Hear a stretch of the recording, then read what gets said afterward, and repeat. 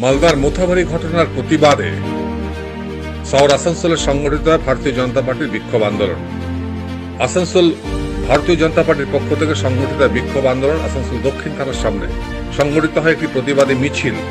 যে মিছিলে উপস্থিত ছিলেন আসানসোলের স্থানীয় নেতৃবৃন্দ। বক্তব্য রাখতে গিয়ে সুদীপ চৌধুরী, বিজেপির মন্ডল 3-এর সভাপতি, তিনি কি বললেন সেটা শোনাবো আপনাদের। আমরা এখানে যে কথা অবলম্বন করছি তার কারণ হচ্ছে পশ্চিমবঙ্গের বুকে হিন্দু ধর্মাবলম্বী কোন মানুষ আজকে সুরক্ষিত নেই। আর তাই আজকে আসানসোলের এই রাজপথ আমরা স্তব্ধ করে দিতে চাই।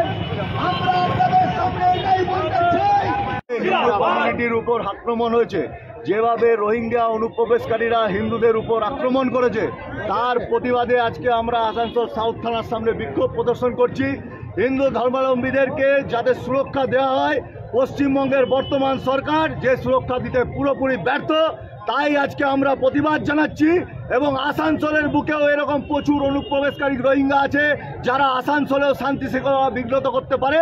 তাই সাউথ থানার আইসিকে আমরা বলতে চাই, আপনি উপযুক্ত ব্যবস্থা নিন। আগামী দিনে রামনবমী আছে, আসানসোলের বুকে যদি এরকম কোনো অব্যবস্থা হয়, ভারতীয় জনতা পার্টি ছেড়ে কথা বলবে না। এই জিনিস আমরা বলার জন্য আজকে সাউথ থানার উপরে আপনাদের যদি আপনাদের দাবি না মানা হয়, এরপরেও যদি কোনো অসুবিধা হয় তো কি আপনার? যদি এরপরেও হিন্দুদের উপর আক্রমণ হয়, ভারতীয় জনতা পার্টি আসানসোলের রাজপথ স্তব্ধ করে দেবে।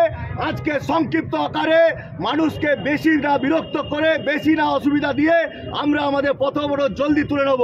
কিন্তু যদি সাউথ থানার ওসি বা আইসি যদি এই ব্যবস্থা আমাদের উপর অত্যাচার চলতে থাকে, তাহলে আসানসোল সারাদিনের জন্য স্তব্ধ করার কার্যক্রম ভারতীয় জনতা পার্টি করবে। আপনার নাম? সুদীপ চৌধুরী, আসানসোল মন্ডল 2-এর সভাপতির দায়িত্ব।